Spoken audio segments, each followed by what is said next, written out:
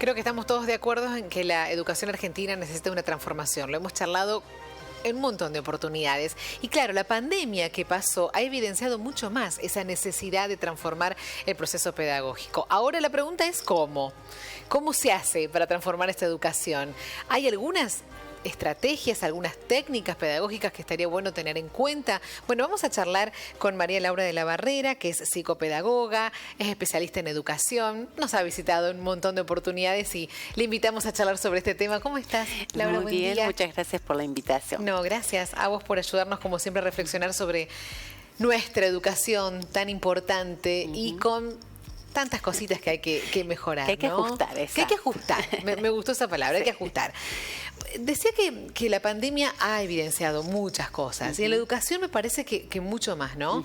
Esta necesidad de modernizarnos, de transformarnos, de avanzar en cuanto a los procesos de aprendizaje. Exacto, eran cambios que nos debíamos, siempre uno menciona eso, pero creo que ahora estuvimos como empujados a hacerlo, ya que estábamos como un poco lentos en ese proceso. Hoy nos atravesaron tiempos que jamás lo hubiéramos imaginado. Pensar un aula sin paredes era casi poco probable, solo para la educación virtual.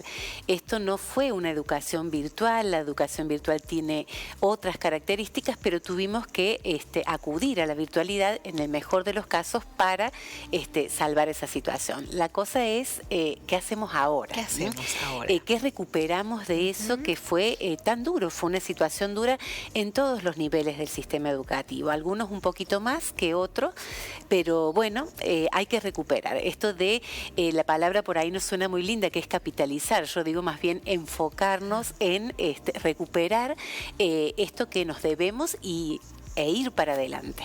Los especialistas hablan de distintas técnicas innovadoras en el proceso de aprendizaje, que tienen como nombres también. Yo quiero que vos me ayudes a explicarlas y entender y que me digas si realmente son factibles en un proceso de aprendizaje. En primer lugar, la palabra técnica, que por ahí no me gusta mucho porque es como si fuera a aplicar algo siempre de la misma manera.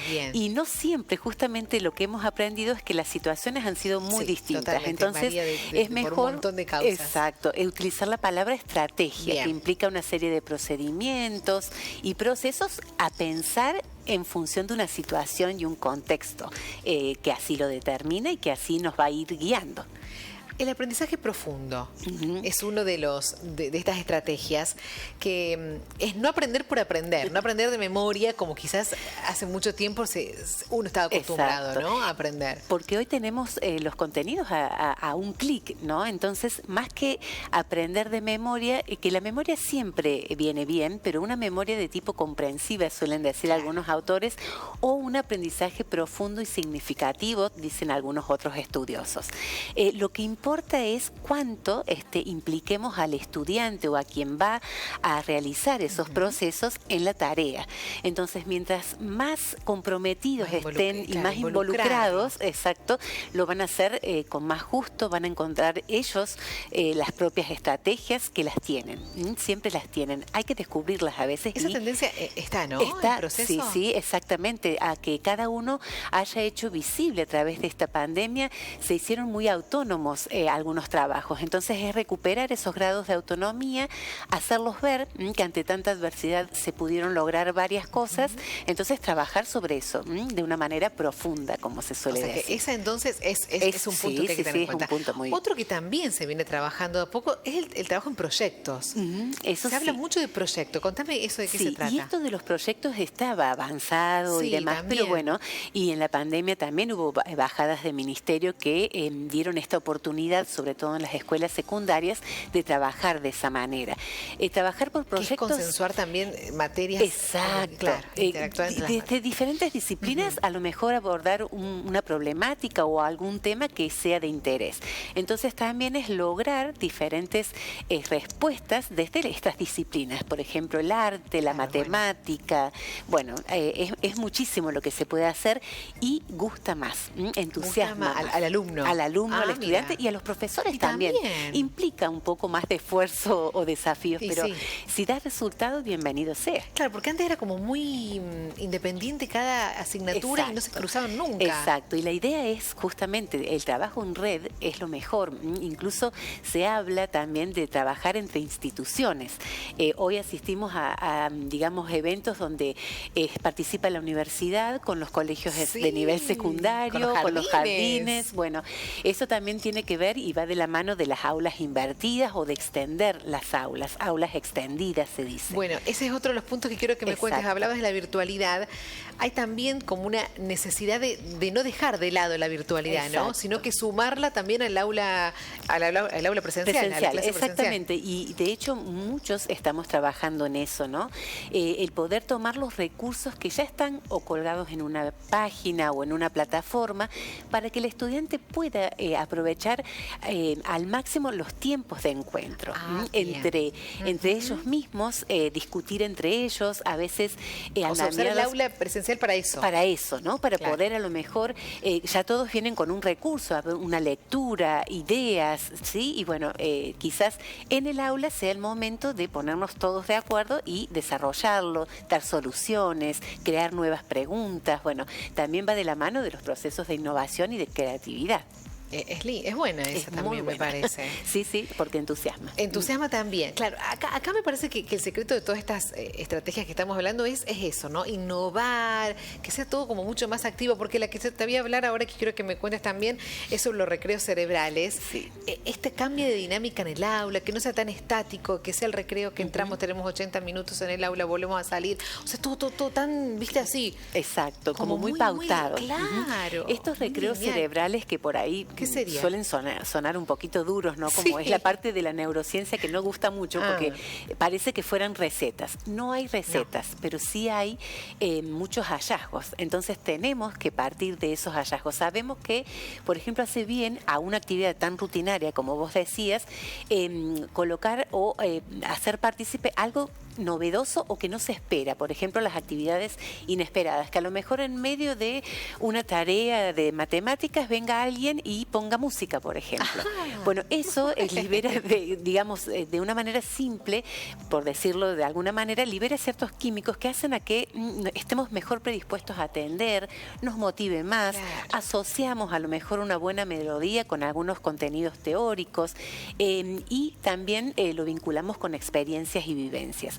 Entonces, el poder hacer algo distinto, esto de quizás ir a visitar lugares que no se podía en algún momento, hoy ir a visitar museos desde una perspectiva educativa es una posibilidad.